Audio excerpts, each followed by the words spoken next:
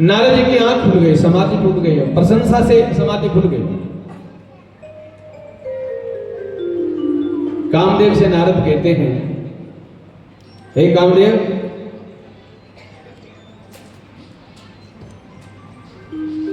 भगवान शंकर को तुमने विचलित किया, भगवान शंकर को क्रोध उत्पन्न हुआ है। लेकिन कामदेव तुम घबराओ मत, मुझे तुम पर कोई क्रोध नहीं है, मुझे कोई क्रोध उत्पन्न नहीं हुआ। और सुनो, अपने राजा इंद्र को कह देना कि हमें तुम्हारे उस गद्दी का, इंद्र आसन का कोई लोभ नहीं है। नारद जी कह रहे कामदेव देखो, हमने काम को तो जीता ही जीता, क्रोध को भी जीता, और आसन का हमको कोई लोभ नहीं, तो हमने लोभ को भी जीत लिया है। भगवान शंकर ने तो मात्र काम को जीता, क्रोध को नहीं जीत पाए, क्रोध उत्पन्न हो गया। कामदेव ने, हे नारद जी, आपसे बड़ा योगी, आपसे बड़ा तपस्वी कोई नहीं है, आप तो भगवान शंकर से भी श्रेष्ठ योगी हैं। प्रशंसा सुनते सुनते नारद जी के हृदय में अहंकार उत्पन्न हो गया। ये प्रशंसा के जो पुल बांधे जाते हैं, ये प्रशंसा सुनने वाले को अहंकार उत्पन्न करवा देता है।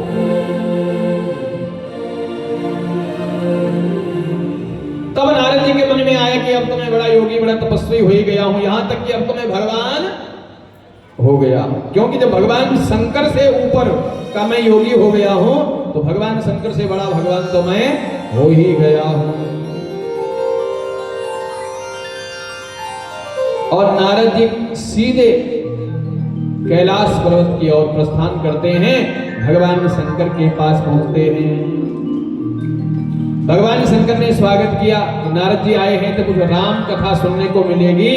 लेकिन नारद जी ने राम कथा नहीं, काम कथा शंकर भगवान को सुनाई कि मैंने काम पर विजय प्राप्त किया है।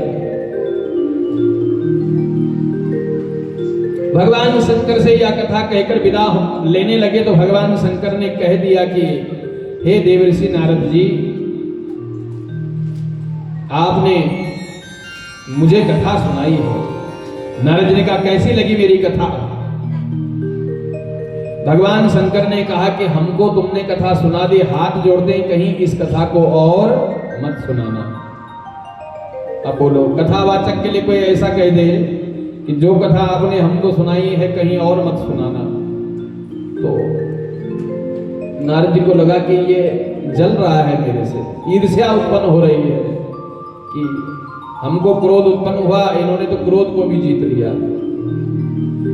ईर्ष्या के कारण बोल रहे हैं शायद ये कि कहीं और मत सुनाना, कि कहीं तुम्हारा प्रचार ज्यादा न हो जाए। तो नारद जी कहते हमें और किसी से क्या लेना देना, हमें तो मात्र भगवान से लेना देना है। भगवान पूछे तो ना, भगवान शंकर कहते हैं भगवान पूछे तो इस प्रसंग को छुपा लेना।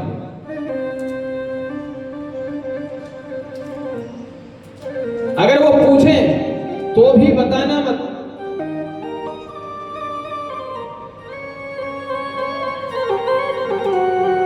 चलो प्रसंग दुरायहु तबयु, अगर भगवान पूछे भी इस प्रसंग के बारे में तो दुरायहु तबहु, तभी भी मत बताना।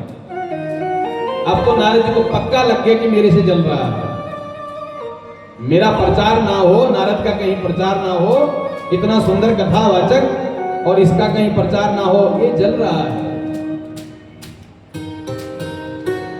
नारद जी ने कहा ठीक है। कुछ समय व्यतीत हुआ, नारद जी से रहा नहीं जा रहा है कि शायद विष्णु भगवान को अभी तक पता नहीं लगा होगा कि हम भी भगवान हो गए। अगर उन तक खबर पहुंच पहुंच गई होती तो जरूर हमसे मिलने आते।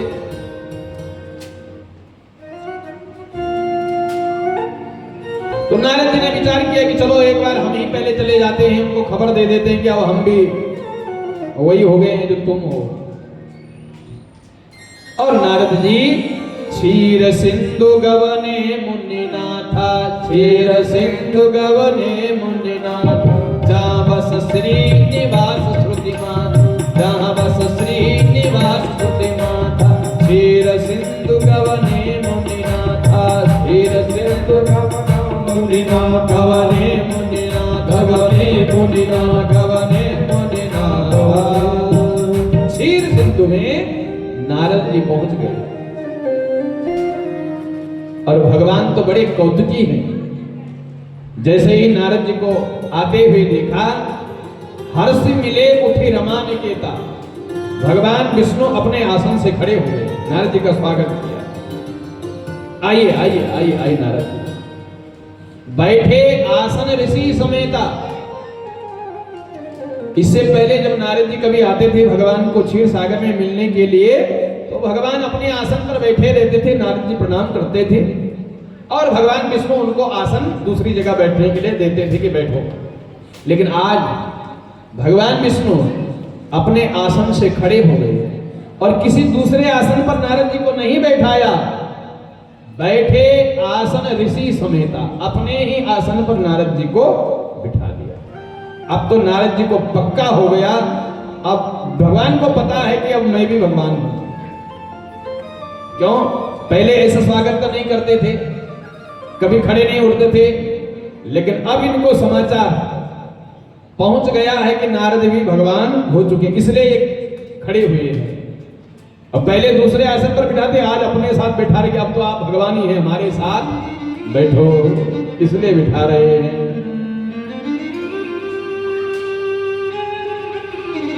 बैठे भी हंसी चराचर राया, भगवान तो बड़े कौतुकी हैं। और पूछा बहुते दिनन कीन मुनि दाया, हे मुनिवर बहुत समय के बाद आप आए हैं, बड़े दिनों के बाद दया करी है कि आप यहां पहुंचे हैं। नारद जी समझ रहे हैं कि भगवान जानते हैं, पहले तो दर्शन करने आते थे, अब तो दया करने आओगे, क्योंकि अब तो आप भगवान हो गए हो। तो नारद जी का जो भगवान होना भीतर भीतर पक्का हो रहा है कि हाँ अब मैं असली भगवान बन गया हूं।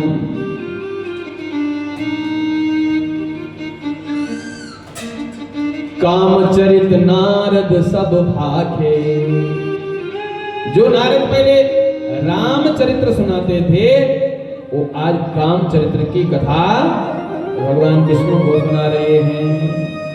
और जबकि भगवान शंकर ने पहले ही कह दिया है कि कहीं और मत सुनाना, लेकिन अति प्रचंड रघुपति के माया, अति प्रचंड रघुपति के माया, जिहन मोह अस को जग जाया, जिहन मोह अस को जग जाया, अति प्रचंड रघुपति के माया, अति प्रचंड रघुपति के राया। भगवान की माया इतनी प्रचंड है, बड़े बड़े ज्ञानी, बड़े बड़े ध्यानी, बड़े बड़े तपस्वी भी इस माया का पार नहीं पा सकते हैं। भगवान ने कहा, हे नारद जी तुमरे सुमिरन ते मिटहि मोह मार मद काम। नारद जी जो आपका सुमिरन करेगा उसके सारे कामादि विकार, मोह मार मद सब नष्ट हो जाएंगे, सब समाप्त हो जाएंगे। अब तो नारद जी को पक्का हो गया, पहले तो भगवान के नाम से ही कामादि विकार दूर होते थे, अब इनको पता हो गया कि नारद भगवान हो गया है, इसलिए अब मेरे ही नाम से कामादि विकार समाप्त हो जाएंगे। सुनि मुनि मोह होई मन ताके, सुनि मुनि मोह होई मन ताके, ज्ञान विराग हृदय नहीं जाके, ज्ञान विराग हृदय नहीं जाके। नारद कहूँ सहित अभिमाना, नारद कहूँ सहित अभिमाना, कृपा तुम्हारी सकल भगवाना, कृपा तुम्हारी सकल भगवाना। नारद जी कह रहे हैं भगवान, मन में तो ये विचार कह रहे हैं, नारद कहूँ सहित अभिमाना, अंदर तो अभिमान है कि सब मैंने तपस्या करी है तब मैं भगवान बना हूं। लेकिन दूसरी तरफ से कह रहे हैं कि भगवान आपकी कृपा है, आपकी कृपा से ही ये सब प्राप्त हुआ है।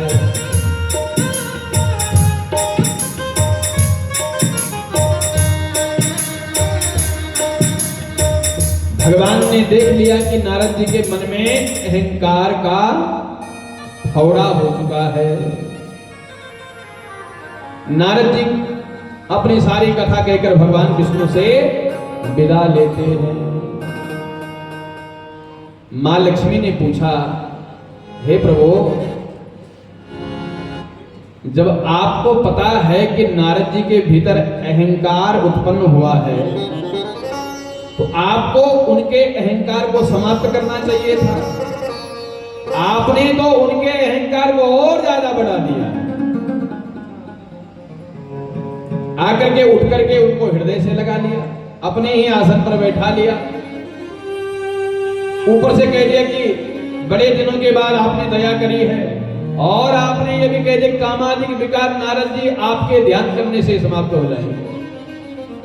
तो पहले तो उनमें अहंकार है कि हमने काम को जीत लिया, आपने और ज्यादा उनके अहंकार को बढ़ा दिया। ऐसा आपने क्यों किया?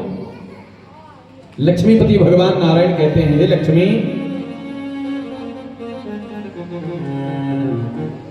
संसार में भी देखने को मिलता है जब किसी के शरीर पर फौड़ा हो जाता है। फौड़ा बना, अभी 2-3 दिन का फौड़ा है, डॉक्टर के पास जाता है।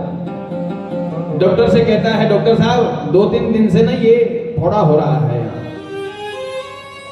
तो डॉक्टर कहता है ये दवाई ले लो, सूख जाएगा, यहीं बैठ जाएगा। तो दवाई खाए तो वो बैठ जाता है, और ना खाए तो। ऐसे ही हे लक्ष्मी, ये नारद जी के भीतर भी अहंकार का फौड़ा हो रखा है। और ये पहले डॉक्टर के पास गए। शंकर भगवान वैद्य हैं। शंकर भगवान ने दवाई दी थी, परहेज की गोली दी थी, उपदेश की गोली दी, लेकिन इन्होंने वो गोली खाई नहीं। डॉक्टर के पास कोई दवाई लेने के लिए फोड़े की दवाई लेकर जाए, डॉक्टर दवाई दे और वो खाए ना तो वो फोड़ा और बढ़ जाता है। जब वो और बढ़ जाता है तो दूसरे डॉक्टर के पास जाता है, महाराज ये फोड़ा दिन प्रतिदिन बढ़ते ही जा रहा है। तो पूछता क्या तुमने कहीं डॉक्टर को नहीं दिखाया? बोले दिखाया था महाराज। तो उन्होंने कोई दवाई नहीं दी? बोले दी थी। तो बोले हमने खाई नहीं है। तो दूसरे डॉक्टर बोले कि तुम पागल हो, जब उन्होंने दवाई दी थी तो दवाई खा लेते, अब तो इसका ऑपरेशन करना पड़ेगा। तो मरीज कहता है डॉक्टर साहब ऑपरेशन कर दो। तो डॉक्टर कहता है बैठने लायक ये बचा नहीं है और ऑपरेशन के लायक अभी हुआ नहीं है, इसको अभी और बढ़ने दो। जब और बढ़ेगा तब इसका ऑपरेशन होएगा। ये लक्ष्मी ऐसे ही शंकर भगवान ने उपदेश की गोली दी, इन्होंने खाई नहीं, तो ये अहंकार का फोड़ा और ज्यादा बढ़ गया है। और अब हमारे पास आए हैं तो ऑपरेशन के लायक अभी हुआ नहीं है, इसलिए हमने इनको और फोड़ा बढ़ाने के लिए अहंकार की दवाई इनको और दे दी है कि जल्दी से ये फोड़ा बड़ा हो जाए तब ऑपरेशन करेंगे। लक्ष्मी ने कहा नारायण आपकी लीला आप ही जानो। और नारद जी जिस मार्ग से भगवान को मिलने आए थे उसी मार्ग से वापस जा रहे हैं, लेकिन रास्ते में क्या देखते हैं? बड़ा सुंदर नगर है। बिरज्यों मगमहु नगर तिहि सतजोजन विस्तार, श्रीनिवास पुरते अधिक रचना विविध प्रकार। एक बड़ा सुंदर नगर नारद जी देखते हैं। आज तक ऐसा सुंदर नगर नारद जी कह रहे हैं मैंने कभी देखा नहीं है। उस नगर में बहुत सुंदर सुंदर लोग घूम रहे, बड़ी भीड़ हो रखी है। नारद जी ने पूछा भाई इतने सारी भीड़ और ये कौन सा नगर है, पहली बार देखा है। बोले ये सील निधि राजा के, सील निधि नाम के राजा का नगर है। और ये इतनी भीड़, बोले सील निधि की कन्या है विश्व मोहिनी, उस विश्व मोहिनी का स्वयंवर है, बहुत सुंदर है विश्व मोहिनी, पूरे विश्व को मोह लेती है, इतना सुंदर है। नारद जी ने विचार किया कि एक बार उसे देख लेना चाहिए, और नारद जी जो बाबा हैं, बैरागी हैं, नगर में प्रवेश करते हैं। सील निधि राजा स्वागत करते हैं और अपनी उसी विश्व मोहिनी कन्या को नारद जी के सम्मुख खड़ा कर देते हैं और कहते हैं, हे नारद जी, आप त्रिकालज्ञ हो, मेरी इस कन्या का भाग्य बताओ, इसके गुण दोष कहो, इसका भाग्य कैसा होगा, इसको कैसा दुल्हा मिलेगा।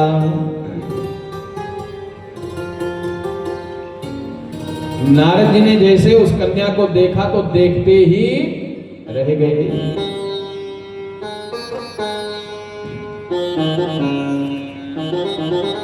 बड़ी देर तक देखते रहे।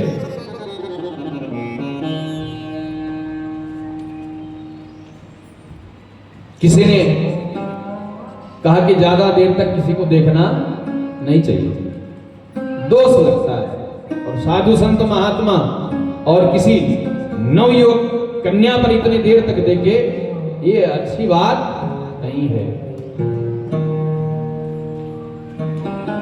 देखो भालो तको मत, देखो, लेकिन ये नहीं कि तुम तकते ही रह जाओ, देखते ही रह जाओ।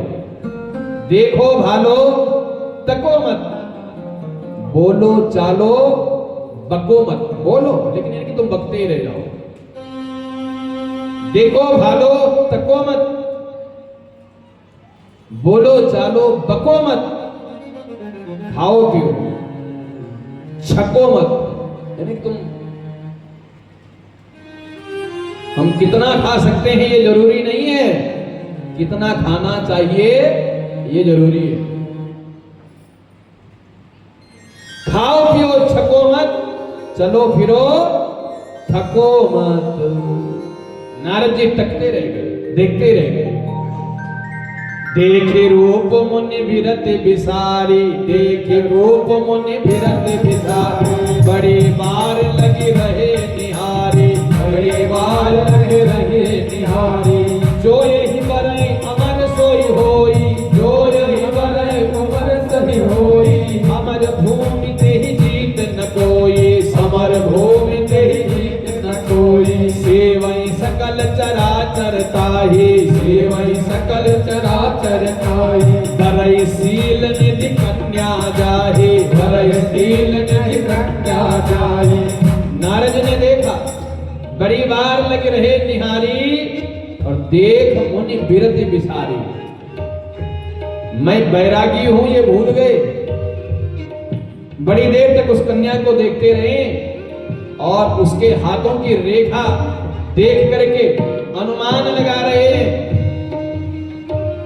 गणित लगा रहे हैं कि जो यही बरई अमर सोई होई, जो इस कन्या का वर्ण करेगा, इस कन्या के साथ विवाह होने से वो, इसका पति जो होगा अमर हो जाएगा।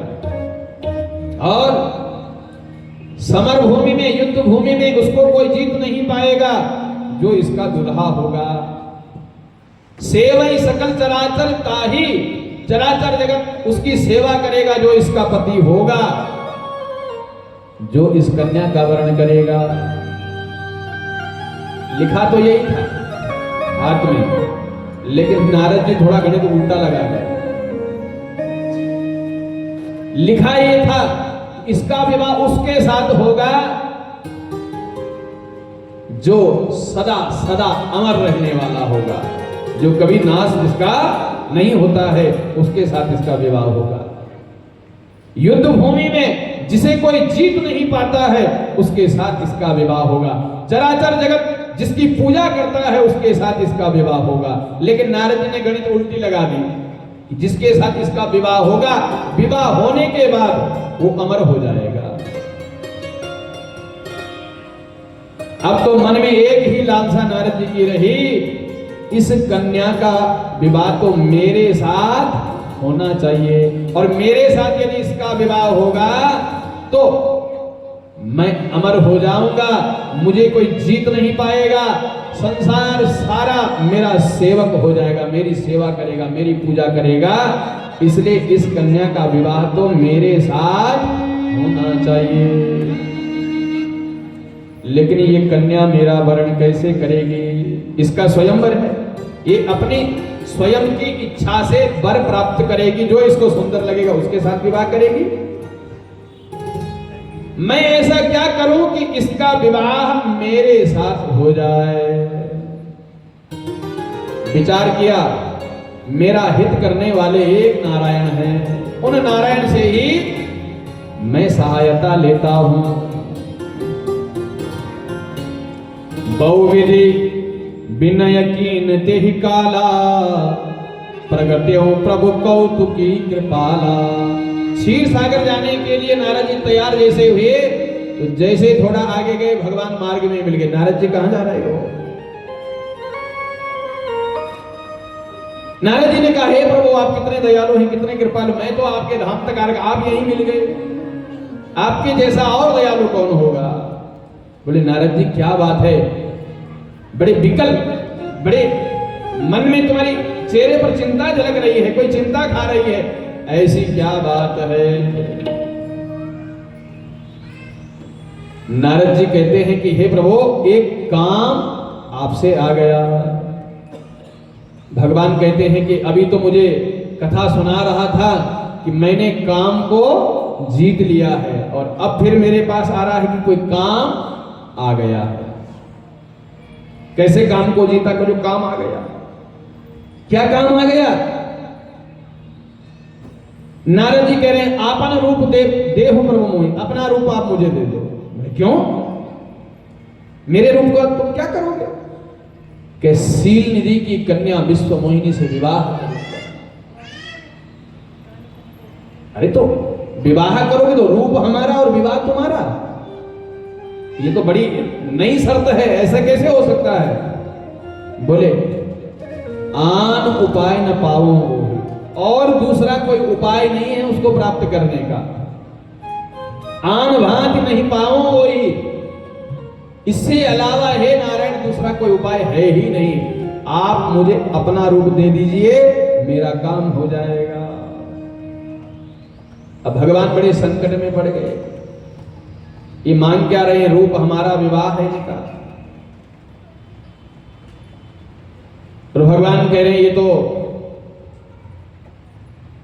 संत है, महात्मा है, विवाह होने से तो इनका नाश हो जाएगा, और मैं अपने भक्त का कभी अहित नहीं करता हूं। लेकिन उसी समय नारद जी ने कह दिया, जे विधिनाथ होय हित मोरा, जे विधि होय नाथ हित मोरा।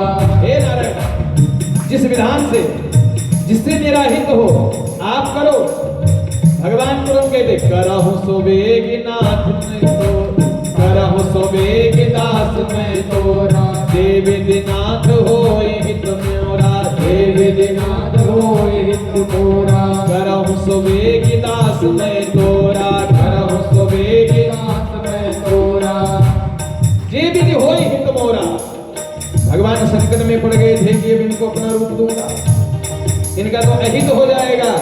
उसी समय नारद ने कह दिया जिस प्रकार से मेरा हित हो, हे भगवान वही करो। भगवान ने तुरंत कह दिया, जे विधि होय परम हित नारद सुनहु तुमार, जे विधि होय परम हित नारद सुनहु तुमार, सोई हम करब न आन कछो वचन न वृथा हमार, सोई हम करब न आन कछो वचन न वृथा हमार। हे नारद जी आप हित की बात कर रहे हो, जे विधि होय परम हित, जिससे तुम्हारा परम हित होगा वही मैं करूंगा। वचन न वृथा हमार, मेरा ये वचन कभी झूठा नहीं हो सकता है, आपका परम हित होगा। नारद जी जैसे डॉक्टर रोगी को उपथ्य खाने के लिए नहीं देता है, ये मत खाना, ये मत खाना, ये मत खाना, ऐसे ही मैं भी तुम्हारा हित, परम हित करूंगा। अब नारद जी उस समय ये नहीं सोच पा रहे हैं कि डॉक्टर वैद्य मरीज को कुपथ्य नहीं देता है। उस समय तो उनको सिर्फ ऐसा लग रहा था कि भगवान ने मुझे अपना रूप दे दिया है कि मेरा परम हित करने वाले हैं, और इतना ध्यान में डूब गए कि अब तो मैं विष्णु हो गया हूँ। विष्णु मोहिनी मेरे गले में माला डाल रही है, उनका ख्वाब वहां चल रहा है। विष्णु मोहिनी मेरे गले में माला डाल रही है। भगवान से विदा लेकर के तुरंत विष्णु मोहिनी के नगरी में नारद जी पहुंच जाते हैं। नारद जी जहां बैठे हैं उन्हीं के बगल में दो रुद्रगण बैठे हुए हैं। रहे तहां द्वे रुद्रगण ते जान ही सबके, विप्र वेश देखत फिरहि परम कौतुकी थे। विप्र वेश देखत फिरहि परम कौतुकी। लेकिन भगवान विष्णु ने नारद की सब लोगों के सामने हंसी नहीं करवाई। उस नारद को भगवान ने, नारद ने कहा मुझे सुंदर बना दो, लेकिन भगवान ने उसको बंदर बना दिया। लेकिन बंदर का रूप हर कोई नहीं देख पाया। बंदर के रूप को कौन देख रहा है? एक सिर्फ भगवान ही देख रहे हैं और दूसरी वो विश्व मोहिनी देख रही है। वहां भगवान के दो रुद्रगण थे। उन्होंने विचार किया कि भगवान ने इसको कोई ना कोई हित करने के लिए कुछ ना कुछ रूप तो दिया है, लेकिन हमको दिखाई नहीं दे रहा है। वो दौड़कर भगवान के पास गए। भगवान विष्णु से प्रार्थना करते हैं, आपने नारद का परम हित करने के लिए क्या किया है, हमको कुछ समझ में नहीं आ रहा है। भगवान नारायण कहते हैं ये सीक्रेट मामला है, हर किसी को नहीं बताया जाता। भगवान रुद्र के गण कहते हैं हम तो संवाददाता है, संवाददाता से क्या बात छुपानी, हम रिपोर्टर है, हमको रिपोर्ट भेजनी है। किसके रिपोर्टर हो? बोले हम तो भगवान शंकर के रिपोर्टर हैं। भगवान शंकर ने हमको इनके साथ पीछे लगा रखा है। कहां कहां ये जाते हैं, क्या क्या ये करते हैं, सारी लाइव खबर हमको देते रहना। तब भगवान विष्णु ने कहा ये भगवान शंकर के प्रेस रिपोर्टर हैं, संवाददाता हैं, इनको तो देखना ही चाहिए कि क्या रूप नारद का कैसे हित होता है। तब उनको दृष्टि देते हैं। तब वो भी भगवान ने नारद को बंदर बनाया है, वो रुद्रगण भी बंदर के रूप में नारद जी को देख रहे हैं।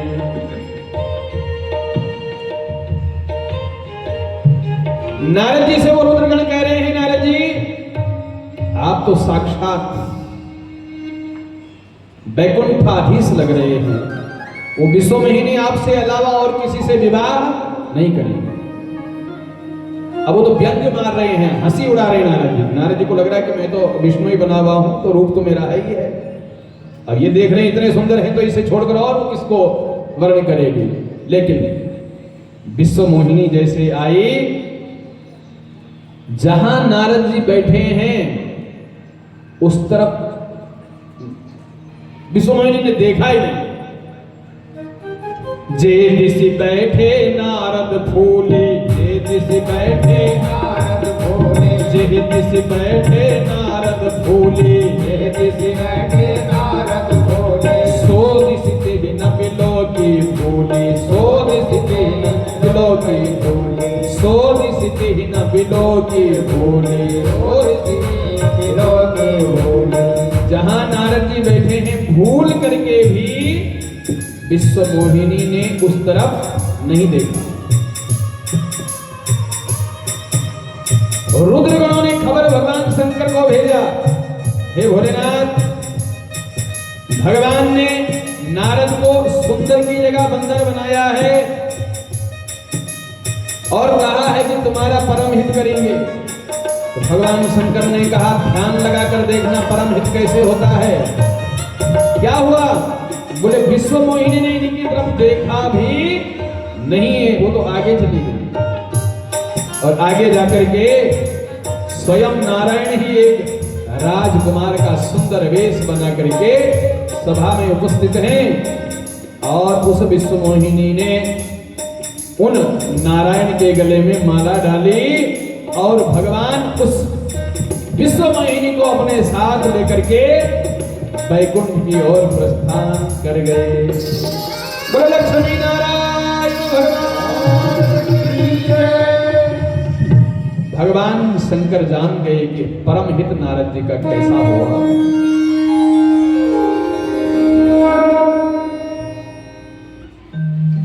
भगवान शंकर जान गए कि जो भगवान का बंदर बनता है उस और भगवान की माया कभी देखती भी नहीं है।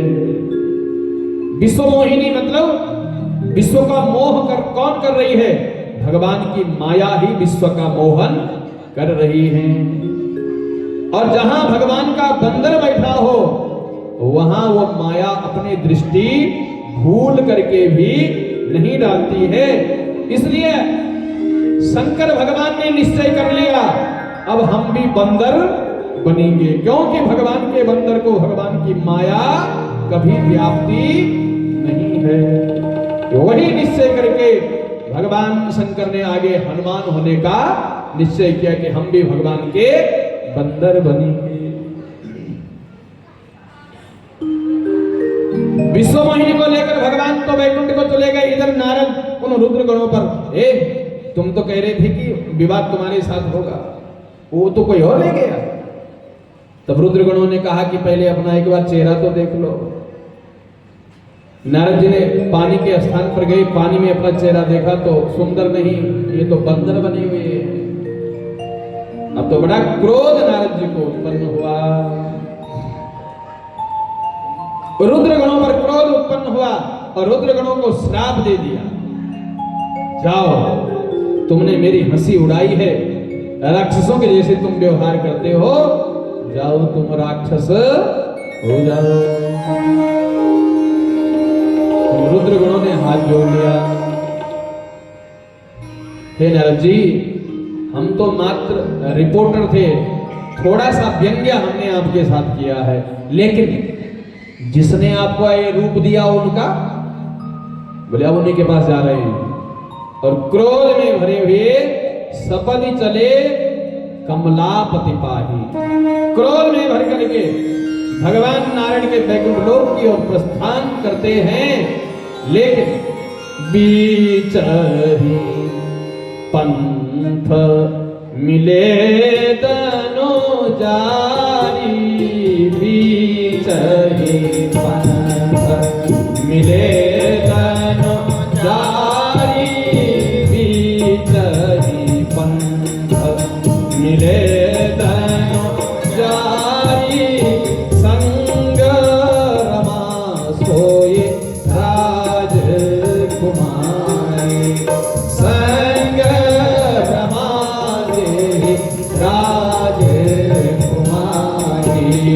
बीच ही पंथ, बीच ही पंथ, बीच ही पंथ। वैकुंठ तक जाने को भी अवसर भगवान ने नहीं दिया, बीच मार्ग में ही भगवान नारद जी को मिल गए। अकेले मिलते तो कोई बात नहीं, लेकिन संग रमा सोई राजकुमारी, अपनी अर्धांगिनी लक्ष्मी और वो विश्व मोहिनी भी एक बाईं और एक दाहिनी और, बीच में भगवान दो को लेकर खड़े हैं। अब तो महाराज नारद जी पहले तो क्रोध थे, अब दो को देखा, अपने दो लेकर के बैठा हुआ, हमारा एक भी नहीं होने दिया, क्रोध उत्पन्न हुआ। भगवान ने कहा हे मुनिनाथ कहां जा रहे हो? मुनि कहा चले विकल की नहीं, ऐसी विकलता ऐसी व्याकुलता तुम्हारे मन में, नारद जी कहां जा रहे हो?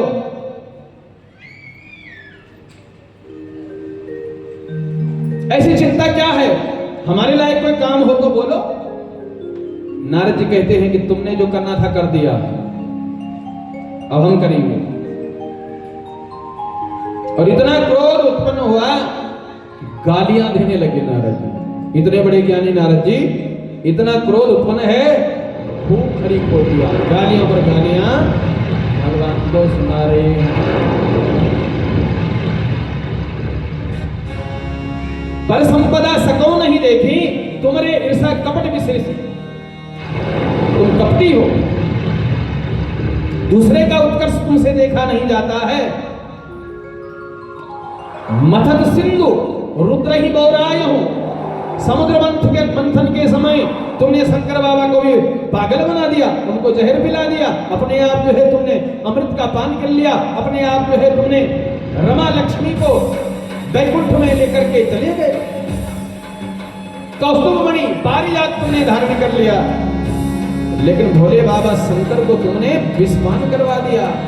सदा कपट व्यवहार, तुम्हारा ये कपटी वाला व्यवहार सदा का सदा बना हुआ है, तुम्हारे सिर पर कोई है नहीं, इसलिए तुम निष्फिक्र होकर जो मर्जी वो करते हो, जो तुम्हारी इच्छा होती वो तुम करते हो।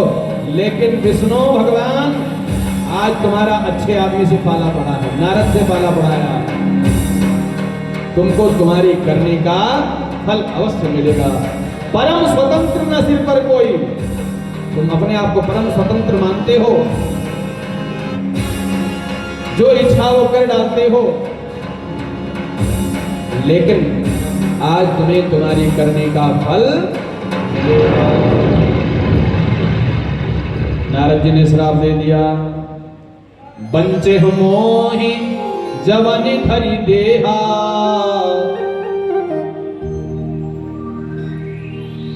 जो देह धारण करके राजकुमार का वेश बना करके तुम सभा में आए थे, तुमको राजकुमार बनकर के पृथ्वी पर जन्म लेना पड़ेगा।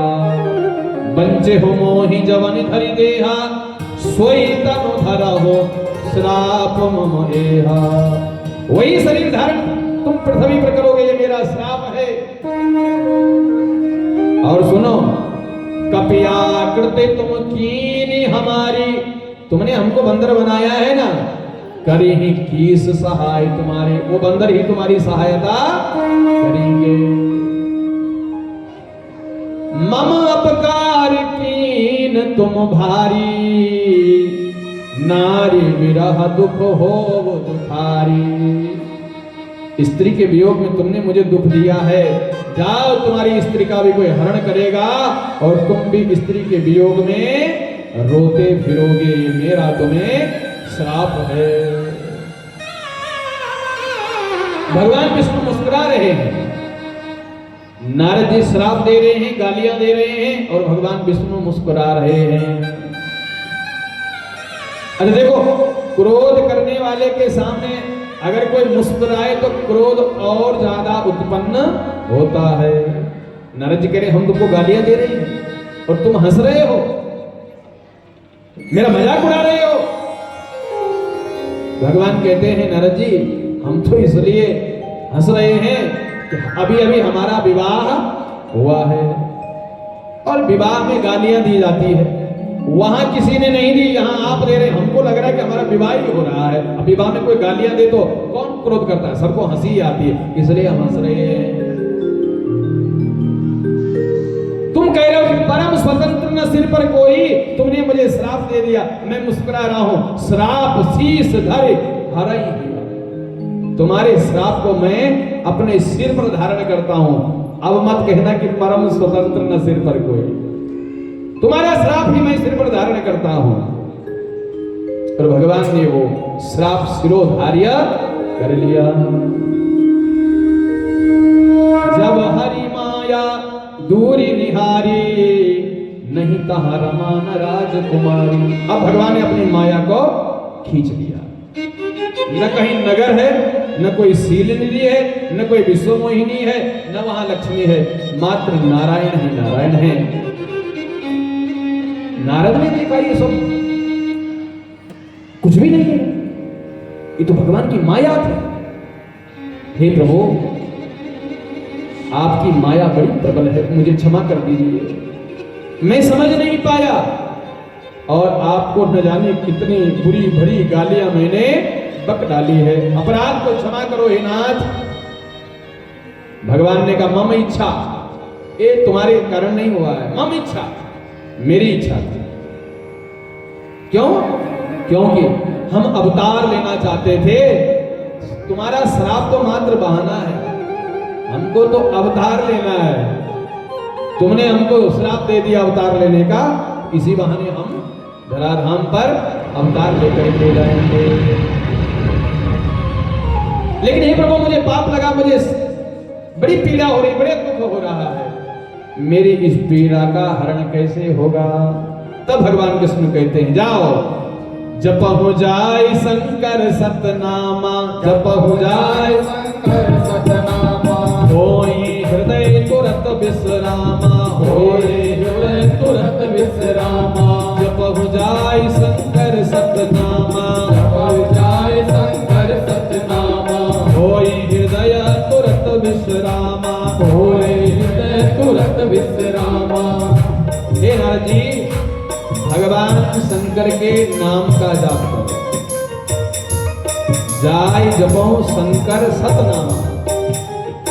सतनामा के कई अर्थ, भगवान का नाम सत्य है, भगवान शंकर का नाम सत्य है, वही सत्य स्वरूप है, इसलिए शंकर के सत नाम का तुम जाप करो।